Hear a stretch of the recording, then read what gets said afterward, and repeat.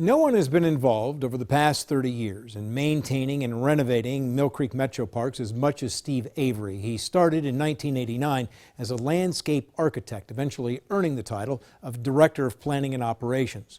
On January 31st, Avery is retiring, leaving behind projects for everyone to enjoy.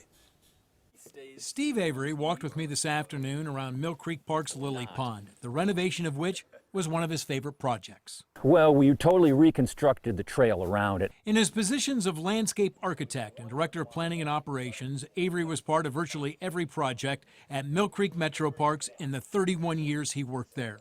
Yeah, I would say that's absolutely true. Avery oversaw a renovation of Pioneer Pavilion, where we sat by the fireplace and talked about his favorite projects. So one of the things identified in 1990, 30 years ago, was this abandoned rail line. That abandoned rail line eventually became the Metro Parks Bike Trail, along which is the renovated Kirk Road Trailhead, both of which were Avery projects.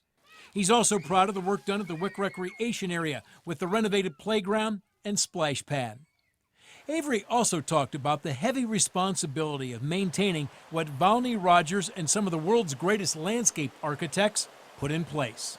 So these things are intrinsic value to the park that I had on my shoulders not to mess up.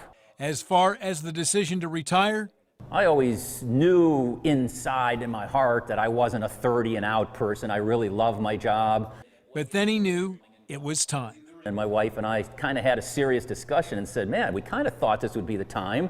Let's make a plan. Back at the Lily Pond, Avery looked over the completed project. Watching as a woman walked her dog around the trail, he helped improve. On a warmer day, there would be families with strollers and kids looking at turtles. Steve Avery's award for what he accomplished. And it's like, okay, the reason they're able to do this is because it's something I had a part of, so that gives the pride and the real satisfaction of, job well done.